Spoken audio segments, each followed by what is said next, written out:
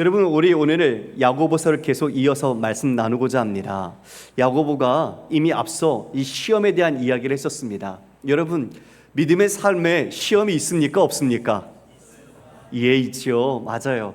왜냐하면 이 세상은 하나님의 기쁨을 추구하는 세상이 아니죠. 자기의 영광과 자기의 기쁨을 추구하다 보니 우리는 주님을 추구하는 우리는 이 세상 속에 산다는 것 자체가 이미 우리에게는 시험이 있고 시련이 있는 것입니다. 그 믿음 때문에 12지파, 즉 영적 이스라엘 같은 우리 모두가 지금 이들에게 흩어져 있었습니다. 야고보는 바로 그들에게 그 시험 속에서 어떻게 인내해야 하는지를 알려주었죠. 우리는 2절에서 이미 배웠습니다. 어떻게 얘기하던가요? 너희가 여러 가지 시험을 만나거든 온전히 기쁘게 여기라. 왜요? 어떻게 그 시험을 기쁘게 여길 수 있을까요? 그 내용을 들여다보니 믿음의 그 시련이 인내를 낳는데 그 인내가 바로 우리를 조금도 부족함 없이 온전하게 해서 구비한 사람으로 만들어 가더라는 거죠. 할렐루야. 예, 하나님의 섭리가 그 안에 담겨 있었던 겁니다. 보기에는 너무나 괴롭고 힘들고 아프고 왜 이런 일이 있을까 싶었더니, 그러나 그것을 믿음으로 인내하고 시련을 우리가 감당해낼 때 바로 우리 자신을 향한 하나님의 선하신 뜻, 바로 우리가 하나님의 자녀답게 그리스도를 닮음으로 세워져 가더라는 것이죠. 이제 다시 이 시련이, 그 시험이 무엇인지 오해하고 있는 그 사람들에게 다시 한번 야고보는 그 시련과 시험에 대한 내용을 가르쳐 줍니다. 여러분, 시험이 오면 어떤 생각이 들어요? 믿음 때문에 우리가 지금 이 어려움을 겪는데 왜 하나님이 이렇게 우리를 만드시냐 탓할 수도 있죠. 우리도 그러잖아요. 갑자기 내가 감당 못할 것 같고 내게 왜 이런 일이 생겼는지 우리가 정말 마음속에 힘들어하면서 하나님 왜 이렇게 하십니까? 하나님 탓하면서 우리가 하나님께 원망할 때도 있지 않습니까? 지금 그 모든 것에 시험에 대한 의미를 오늘 야고보는 하나님이 무엇을 목적하시는지를 다시 한번 우리에게 일깨워 줍니다. 여러분, 이 말씀이 여러분의 마음판에 새겨져서 여러분의 삶에서 믿음으로 승리하는 놀라운 은혜가 있기를 주의 이름으로 축원합니다. 12절 말씀을 보겠습니다. 시험을 참는 자는 복이 있나니 이는 시련을 견뎌낸 자가 주께서 자기를 사랑하는 자들에게 약속하신 생명의 멸류관을 얻을 것이기 때문이라. 시험을 참는 자가 복이 있다 말합니다. 자, 여러분, 저를 보십시오. 예수님께서 오셔서 산상수훈에서 팔복을 말씀하셨습니다. 그때 심령이 가난한 자는 복이 있나니 그들이 천국이 그들의 것이라 말씀하셨죠. 그런데 중요한 것은 여러분, 천국을 받는 것, 천국을 누리는 것도 중요하지만 이미 그들이 복이 있다고 선언하셨습니다. 마카리오스, 복된 자요. 누가요? 심령이 가난한 자. 마찬가지죠. 지금도 복이 있다 말합니다. 그 복은 세상이 주는 복이 아니죠. 하나님이 주시는 참되고 영원한 복을 말합니다. 그 복을 누가 받는다고요? 예, 어떤 자가 복되다고요? 시험을 참는 자요. 시험을 참는 자가 이미 복된 자라는 걸 이야기해 주는 거예요. 아니, 목사님, 시험 그거 진짜 어려워서 피할 수 없어서 그럴 수도 있는데 어떻게 시험을 참는 자가 복된 자입니까? 이렇게 물을 수 있잖아요. 근데 그 시험을 참는 게요, 그 시련을 견뎌내는 거예요. 시련을 견뎌낸다는 건 그 사람이 무엇을 가지고 있다는 걸 들으라니까요. 믿음이요. 그분이 바로 그 시련 속에서 세상의 방법과 자신의 뜻을 따라서 얼마든지 그것을 타협하거나 회피할 수 있는데 그것을 하나님을 바라보고 믿음으로써 그 시련을 이겨내는 것, 시험을 참는 것이 벌써 이미 하나님께서 복받은 자라는 것을 말씀해 주는 겁니다. 할렐루야. 바로 그러한 자에게 무엇을 주신다고요? 약속하신 생명의 멸류관을 주신다. 여러분, 계시록 2장 10절에 보면 이렇게 말씀합니다. 내가 죽도록 충성하라. 그리하면 내게 생명의 멸류관을, 생명의 관을 주리라. 예, 생명의 관, 스테파노스입니다. 스테파노스는 바로 그 당시에 운동에서, 경기에서 우승한 사람에게 주어진 영광의 멸류관 같은 거예요. 바로 그것을 하나님께서 생명의 멸류관, 이것을 우리에게 주시겠다고 합니다. 할렐루야. 여러분 모두에게 생명의 멸류관이 주어지기를 주님의 이름으로 축원합니다. 그렇죠? 예, 믿음의 결국이 무엇입니까? 구원받은 자가 무엇을 얻는 것입니까? 예, 생명의 멸류관, 영원한 생명을 얻는 거죠. 그런데 여러분 12절을 곰곰이 보십시오. 시험을 참는 자가 나오고요, 그리고 시련을 견뎌낸 자가 나옵니다. 그런데 그 사람이 또 어떤 사람인가 보니 주께서 자기를 사랑하는 자들이라고 말합니다. 자, 시험을 참는 것, 그리고 시련을 견디는 것, 그 사람들이 어떤 사람이죠? 하나님을 사랑하는 사람이더라는 거죠. 하나님을 사랑하는 것, 바로 그 모든 시험을 이겨낼 수 있는 능력과 그 견딤이 하나님을 사랑하는 것으로 드러나는 것, 바로 그것이 믿음의 검증이 된 거죠.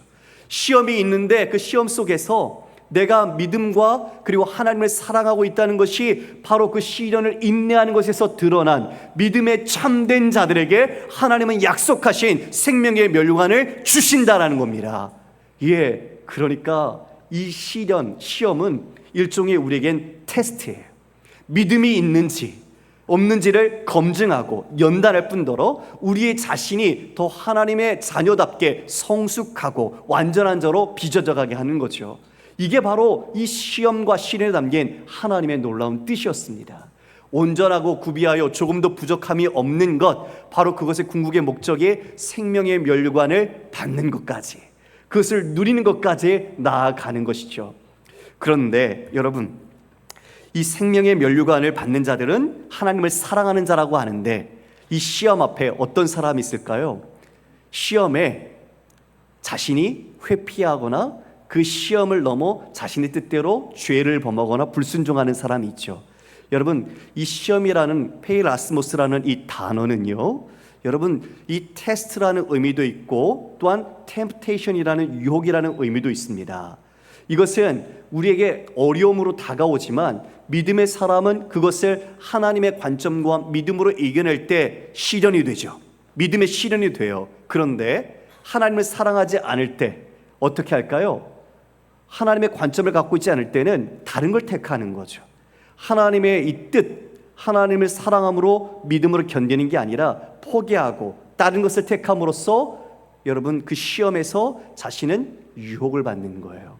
그래서 이 시험이라는 뜻 안에는 이와 같이 두 가지의 의미가, 하나는 검증한다는 의미의 테스트와 함께 더불어 하나는 유혹이라는 템프테이션의 의미가 담겨 있더라는 겁니다. 하나님을 사랑하는 자는 시험에 이 모든 시련을 감당합니다. 그런데 디모데후서 4장 10절에 보면 바울은 이렇게 말하죠. 데마가 이 세상을 사랑하여 떠났다. 하나님께 열심히 충성하고 봉사했던 사람이라고 여겨졌는데 그에게 어떤 어려움 속에서 이제는 세상을 사랑하여 데마는 떠났다라고 말하고 있습니다. 얼마나 마음이 아플까요? 겉모습에선 열심히 있는 것처럼 보였지만 한순간에 어떠한 우리에게 유혹과 어려움이 왔을 때, 넘어졌을 때 이와 같이 하나님이 기뻐하지 않는 길로 가게 되는 모습을 보게 되는 겁니다.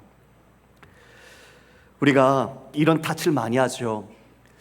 시험을 왜 하나님 주셔서 이렇게 어렵게 하십니까? 이 믿음을 지키냐고 정말 이렇게 어려운 상황 속에 우리가 있는데 왜 이런 더 어려운 문제들과 사건들을 우리에게 주십니까? 우린 그럴 때 그 상황 속에 하나님 탓을 하게 됩니다. 그런데 하나님은 그것에 대해서 분명하게 우리에게 가르쳐 주시는 게 있습니다. 여러분 13절 말씀을 볼까요? 시작. 사람이 시험을 받을 때에 내가 하나님께 시험을 받는다 하지 말지니 하나님은 악에게 시험을 받지도 아니하시고 친히 아무도 시험하지 아니하시느니라.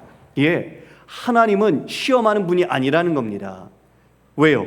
하나님은 여러분 이 유혹, 지금 13절부터 시험은 유혹인데 하나님은 유혹에 사람들이 걸려 넘어져서 죄에 빠지도록 하는 분이 아닙니다. 하나님은 죄와 악을 가장 미워하시는 분입니다. 하나님은 선하신 분이십니다. 하나님께서 그 악을 조장하실 리가 없는 거죠. 그래서 사람이 시험 받을 때는 내가 하나님께 시험 받는다고 말하지 말아라. 하나님은 결코 그렇게 이 일들을 악하게 우리에게 주시지 않는다. 근데 사람들은 이거 하나님이 주셔서 우리가 지금 이 일을 겪고 있어, 어려움을 겪고 있어 그러는 거죠. 마치 에덴 동산에 왜 선악과를 만드셔서 이 사람들이 타락하게 하셨나, 그렇게 원망하는 거예요. 여러분, 하나님과 우리 피조물이 사람 사이에 그 경계로 선악과를 딱 만들어 놓으셨는데 그 선악과를 대하는 우리의 반응과 태도가 문제지 그 선악과가 문제 있겠습니까? 그런데 선악과에 하나님께 책임을 돌리는 거예요. 왜 그거 만드셔서 우리 인류가 범죄해서 다 원죄를 갖게 하고 우리가 이렇게 부패하게 생활하게 하는가? 하나님께 탓하는 거예요. 어리석은 거죠. 여러분, 그 선악과를 먹고 아담이 어떻게 했는지 우리 그 현장을 한번 볼까요? 창세기 3장 12절 말씀입니다. 우리 함께 읽습니다. 시작. 아담이 이르되 하나님이 주셔서 나와 함께 있게 하신 여자 그가 그 나무 열매를 내게 주므로 내가 먹었나이다. 하나님께부터 분명히 말씀 들었어요. 먹지 말라, 먹는 날 죽는다.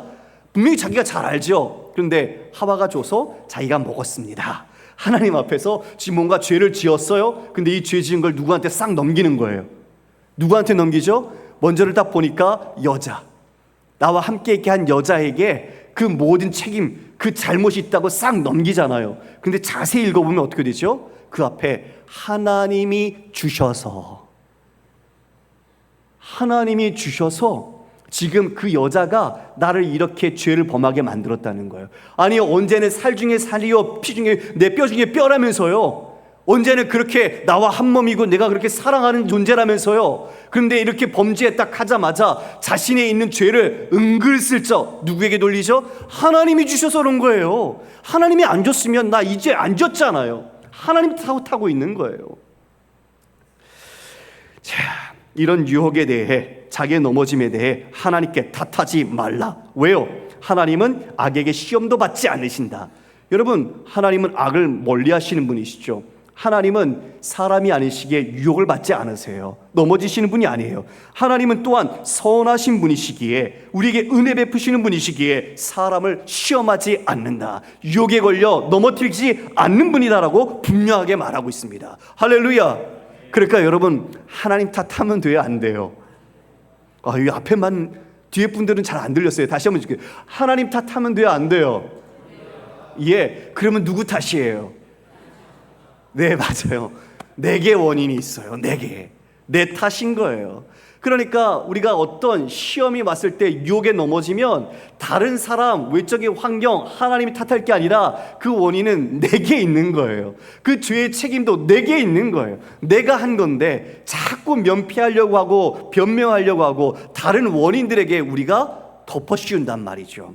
그게 아니라는 것, 하나님이 바로 그런 분이 아니라는 것을 분명하게 말하고 있어요. 하나님은 우리 자녀들에게 유익함을 주기 위해서 믿음의 시련은 주시지만 유혹을 주셔서 죄악 가운데 빠지게 하시는 분이 아니십니다. 그럼 각 사람이 유혹받는 건 내 탓인데 무엇 때문에 그럴까요? 우리 14절 말씀 함께 읽겠습니다. 시작. 오직 각 사람이 시험을 받는 것은 자기 욕심에 끌려 미혹됨이니. 자, 우리 모두가 다른 사람 볼 거 없어요. 내가 이 유혹에 빠지는 것 누구 탓이냐 보니까 내 욕심 때문이라고 말하고 있네요. 여기 욕심이라는 단어가 에피디미아라는 단어인데요, 여러분, 이게 육체적인 악한 욕망을 말합니다. 육체적인 악한 욕망, 그러니까 필요한 것 이상의 내가 원하는 것 더 추구하는 마음들, 육체의 정욕의 마음들, 이런 악한 의도를 갖고 있는 정욕의 것들, 바로 이것이 내 안에 있어서 내가 죄의 본성이 아직도 여전히 연약한 가운데 그 유혹에 내 정욕이 동요해서 이와 같이 미혹되었다 말하고 있어요. 여러분, 이 미혹이라는 단어가 사냥이나 물고기 잡을 때 쓰는 단어인데, 여러분 낚시할 때 어떻게 하나요? 낚싯줄 끝에 뭘 달죠? 낚시 바늘을 걸잖아요. 그렇죠? 바늘에 미끼를 달아서 던집니다. 그러면 물고기가 와서 그 미끼를 무는 순간 어떻게 되죠? 바늘에 걸리는 거예요. 똑같아요. 그러니까 지금 미끼를 던져서 함정에 빠뜨리게 하듯이 바로 우리의 그 욕심, 우리의 그 정욕, 악한 정욕이 이런 상황 속에서 어떻게 해요? 컥컥 낚시바늘처럼 걸린 거예요. 거기에 미혹되는 순간 우리는 함정에 빠지고 꿰매 속아서 넘어가게 되는 거죠. 지금 이것이 바로 우리 안에 있는 욕심, 악한 정욕, 이것이 문제였다는 것을 사실적으로 드러낸 겁니다. 그러니까 우리가 유혹에 넘어지는 것은 상황 탓도 아닌 거예요. 그 상황 속에서도 우리는 얼마든지 믿음으로 하나님과 함께 할 수 있고 우리는 그 시험을 이겨낼 수 있는 거죠. 그런데 믿음과 하나님의 사랑을 저버리는 순간 우리 안에 있는 죄의 본성, 내 안에 있는 그 욕심이 작용하는 거죠. 그래서 그것을 하나님의 뜻을 저버리고 죄 가운데 빠지고 타락하고 부패하고 우리가 그렇게 그 함정에 빠지더라, 이것을 말씀하고 있는 겁니다. 여러분, 이 욕심에 빠져서 넘어간 사람들이 누가 있어요? 다윗 보세요. 다윗이 참 훌륭했죠. 그런데 다윗이 한 여인의 그 모습을 보고 여지없이 무너졌습니다. 밧세바죠. 그 여인이 목욕하는 모습을 보고 그 정욕에 넘어졌어요. 그렇게 하나님을 잘 섬겼다고 여겼던데 한순간 방심하는 찰나에 그렇게 그 모든 간음을 범하고 그리고 그 남편 우리아를 죽이는 살인죄까지 범하게 되는 아주 악한 일을 하게 된 걸 봅니다. 여러분, 유혹에 예외가 있을까요? 난 괜찮아. 난 믿음이 좀 괜찮아서 어떤 유혹이 와도 난 이겨낼 수 있어. 여러분, 유혹에는 아무도 예외가 없어요. 할렐루야. 이게 우리가 경각심을 가져야 돼요. 저도요. 교수님께서 신학교 때 말씀해 주신 게 있어요. 목회자는 여자 조심해야 한다, 돈 조심해야 한다, 이렇게 얘기해 주셨어요. 그리고 제 은사 되시는 목사님은 빈청도 맞지 말라고 하셨어요.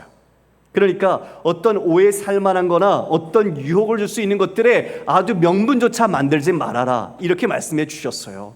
여러분, 우리 모두도 마찬가지죠.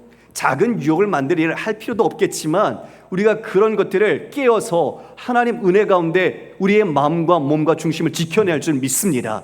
그러니까 우리는 어떻게 돼요? 말씀과 기도로 깨어 있어야 돼요. 성령 충만함으로 우리 자신이 하나님과 늘 함께 있어야 됩니다. 할렐루야. 그렇지 않으면 방심하는 그 순간 육체의 정욕, 안목의 정욕, 이생의 자랑에 그 미혹의 낚싯바늘이 우리를 딱 걸어서 끌고 들어가는 거예요. 얼마나 많은 분들이 훌륭하게 목회하시다가 한순간의 실수와 죄악으로 인해서 그 아픔을 겪는지는 모릅니다. 비단 목회자만입니까? 아니죠. 잘 열심히 싸우고 신앙생활과 경건생활로 열심히 믿음 생활했지만 유혹에 한번 빠지는 순간 그 모든 것들이 물건부터 사라지듯 우리에게 아픔을 주는 것을 우리는 보지 않습니까? 우리 모두가 그러므로 조심해야 합니다. 요한일서 2장 15절 이하의 말씀입니다. 함께 읽습니다. 이 세상이나 세상에 있는 것들을 사랑하지 말라. 누구든지 세상을 사랑하면 아버지의 사랑이 그 안에 있지 아니하니 이는 세상에 있는 모든 것이 육신의 정욕과 안목의 정욕과 이생의 자랑이니 다 아버지께부터 온 것이 아니요 세상으로부터 온 것이라. 이 세상도 그 정욕도 지나가되 오직 하나님의 뜻을 행하는 자는 영원히 거하느니라. 세상에 있는 것들을 사랑하지 말라. 그것들에 우리의 욕심, 탐심을 부리지 말라. 예수님과 함께 제자 훈련했던 가룟 유다는 돈 때문에, 돈의 탐욕에 예수님을 팔았습니다. 가장 많은 은혜를 받았고 가장 예수님으로부터 말씀을 직접 들었지만 그는 그 마음이 우리 주님을 향하여 있지 않았던 것, 그래서 그 욕심으로 말미암아 유혹에 넘어져서 예수님을 팔았던, 해서는 안 될 그런 일들을 보게 되죠. 그러나 예수님 어떠셨습니까? 여러분, 예수님은 이 세 가지 정욕, 앞서 말씀드린 아담은 이 정욕의 시험에 실패했습니다. 육체의 정욕, 안목의 정욕, 이생의 자랑에 아담은 넘어졌어요. 그런데 예수님은 40일 동안 광야에서 굶주리시고 성령에 이끌려 마귀에게 시험을 받으셨습니다. 그때 40일 동안 굶주리셨으니 얼마나 배고프시겠어요. 근데 그때 사단의 시험의 첫 번째가 뭘까요? 이 돌을 떡덩이로 만들어 먹으라는 거예요. 내가 하나님의 아들이라면. 그리고 두 번째는 뭘까요? 이제 높은 산에서 뛰어내봐라. 성전 꼭대기에서 뛰어내봐라. 그러면 아버지께서 천사를 통해서 너를 보호해 주실 것이다. 말씀하신 대로 그렇게 해 주실 것이다. 또 이 마귀가 높은 산에 올라가서 천하 만국을 보여주면서 그 영광을 다 보여주며 내게 절하면 내가 이 모든 것을 주겠다고 말하죠. 육체의 정욕, 안목의 정욕, 이생의 자랑. 아담은 넘어졌지만 예수님은 거기서 넘어지지 않으셨죠. 어떻게 하셨죠? 기록된 신명기서의 말씀으로 말씀해서 그것을 물리치셨어요. 사탄아 물러가라. 주 너의 하나님을 경배하고 그만 섬길지니라. 사람이 떡으로만 사는 것이 아니라 여호와의 입에서 나오는 모든 말씀으로 사느니라. 할렐루야. 두 번째 아담, 마지막 아담이신 예수님께서 첫 번째 아담이 실패한 그 자리에 말씀으로 순종하여 이기신 겁니다. 여러분, 우리가 어떻게 이겨요? 말씀으로요. 주님을 향하여 우리의 시선을 두고요. 그래서 우리는 그 마음을 다른 데로 돌려서는 안 돼요. 다른 것을 사랑하는 순간, 하나님보다 다른 것을 우리의 가치 우선순위에 두는 순간 우리는 유혹에 빠지게 되는 겁니다. 고난받는 메시아로 오셨는데 한번 해봐라. 이 자신을 드러내라. 그 예수님이 가지고 있는 영광을, 그 능력을 드러내서 내가 어떤 존재인지 드러내라. 그것은 곧 하나님께서 주신 메시아의 사명을 실패하게 하는 마귀의 시험이었죠. 그런데 여러분, 그 시험은 우리에게 시험이 되지 않아요. 그렇죠 여러분? 왜요? 우리는 돌을 떡으로 만들 수가 없잖아요. 그러니까 우리는 그건 시험이 아니에요. 그러나 예수님은 시험이에요. 유혹이에요. 그러나 예수님은 그걸 이기셨어요. 우리도 마찬가지예요. 우리에게 유혹은 다를 수 있어요. 그래서 우리는 늘 깨어있고 그 유혹에 우리는 대비를 해야 돼요. 누군가에겐 유혹이지만 우리에겐 유혹이 안 될 수도 있겠지만 그 모든 유혹이 다른 모습으로 마치 우는 사자가 두루 삼키는 그 마귀의 모습처럼 우리에게 와서 우리를 집어 삼키려고 하기 때문에 우리는 경계해야 하는 겁니다. 그런데 욕심이 이렇게 한번 끝나면 그것으로 모든 게 완료된 걸까? 아니네요. 한번 우리의 마음에 욕심을 먹었는데 여러분 그게 어떻게 되는가? 여러분 15절 말씀 한번 읽어볼까요? 시작. 욕심이 잉태한 즉 죄를 낳고 죄가 장성한 즉 사망을 낳느니라. 사람이 성장하는 것처럼 그 변화를 이렇게 묘사했어요. 여러분 시험이 왔는데 시험 속에서 그 믿음으로 시련을 감당할 때 인내를 낳고 그 인내를 우리가 이룰 때 우리가 조금 더 구비함이 없이 온전한 사람이 되었던 것처럼 지금 욕심을 내가 품었는데 그 품은 것이 뭐를 낳죠? 죄를 낳더라는 거죠.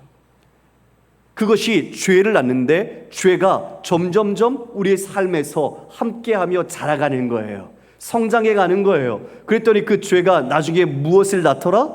사망, 죽음을 낳더라. 여러분, 죽음을 낳는 건 유산이죠. 생명을 낳지 못한 거예요. 끝난 겁니다. 여러분, 죄라는 것은 하나님과 우리의 관계를 깨잖아요.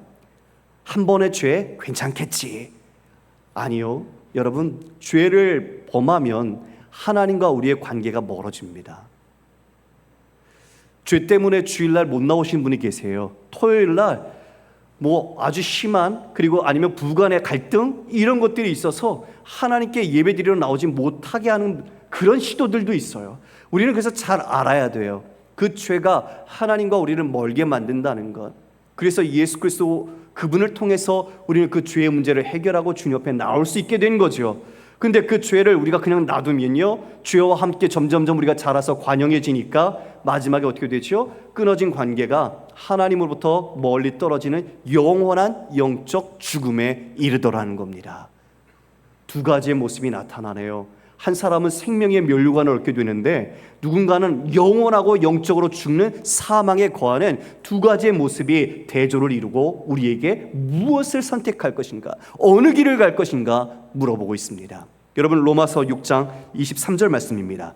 죄의 삭은 사망이요 하나님의 은사는 그리스도 예수 우리 주 안에 있는 영생이라. 죄의 삭은 사망이죠. 육체적 죽음만이 아닙니다. 여러분, 육체적 죽음은 우리가 다 죽지만 영원한 죽음, 하나님 나라에 쫓겨나는 그 영원한 하나님과의 교제를 뺏겨버리는 그러한 영적 죽음을 갖게 되죠. 그러나 하나님의 은사, 선물은 우리 주 예수 그리스도 안에 있는 생명, 영원한 영생입니다. 그것을 누리게 되죠. 그래서 이 땅을 보니까 이 땅에 두 가지 길이 딱 대비되어 보입니다. 로마서 8장 5절 이하의 말씀입니다. 함께 읽습니다. 시작. 육신을 따르는 자는 육신의 일을, 영을 따르는 자는 영의 일을 생각하나니 육신의 생각은 사망이요 영의 생각은 생명과 평안이니라. 육신의 생각은 하나님과 원수가 되나니 이는 하나님의 법에 굴복하지 아니할 뿐 아니라 할 수도 없음이라. 육신에 있는 자들은 하나님을 기쁘시게 할 수 없느니라. 육신이란 이 세상 하나님을 떠나서 자신의 뜻, 자신의 영광, 자기 중심으로 사는 것을 말합니다.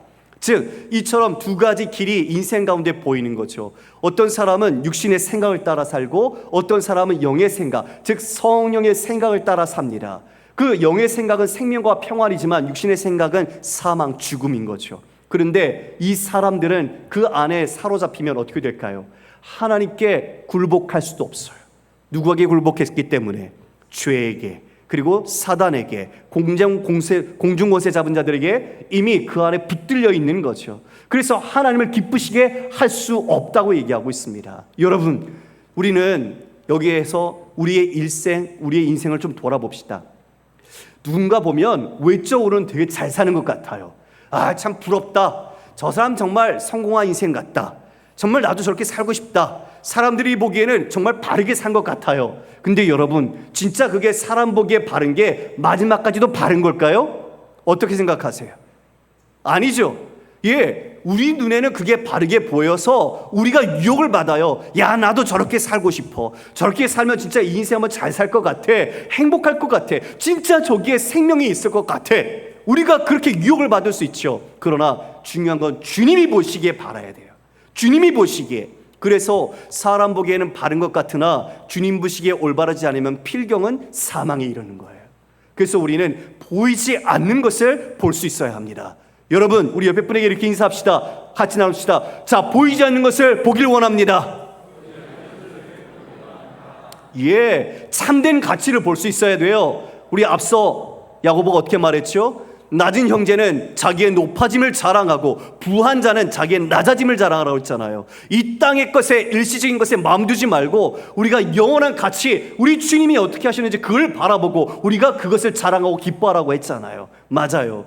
우리가 그것에 온전한 마음을 쏟아야 돼요. 그런데 이 세상 보면 유혹받아요. 그래서 말씀하셨죠? 마태복음 7장 13절 14절입니다. 좁은 문으로 들어가라. 멸망으로 인도하는 문은 크고 그 길이 넓어 그리로 들어가는 자가 많고 생명으로 인도하는 문은 좁고 길이 협착하여 찾는 자가 적음이라. 사람들이 많이 가요. 그 길에 뭔가가 있는 것 같아요. 사람들이 많이 가면서 이야기해요.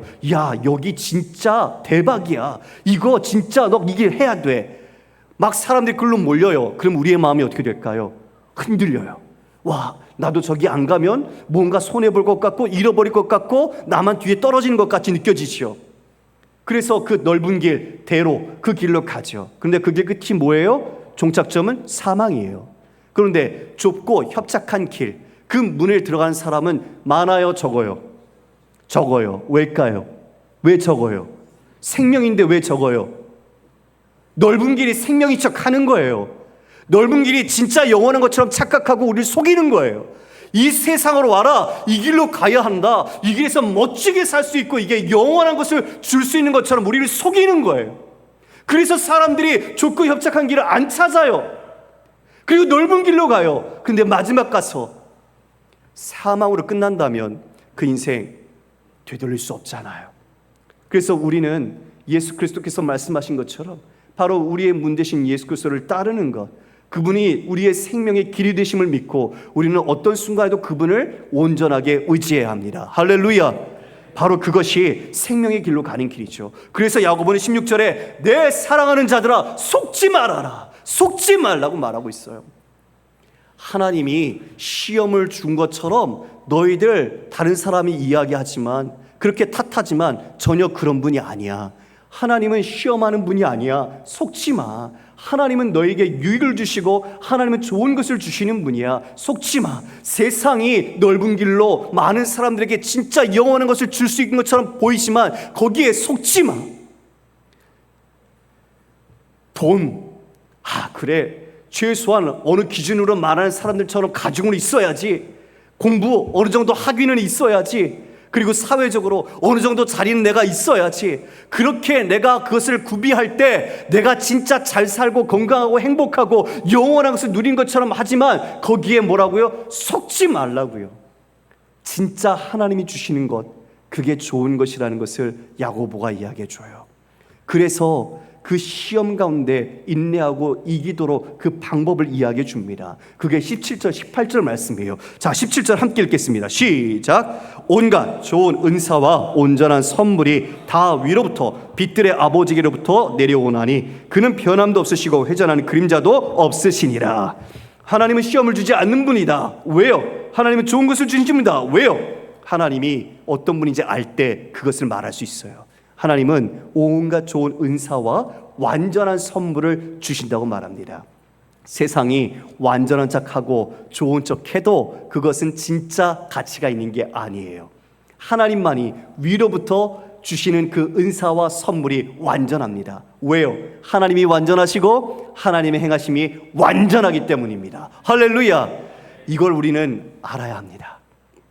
하나님을 알아야 합니다.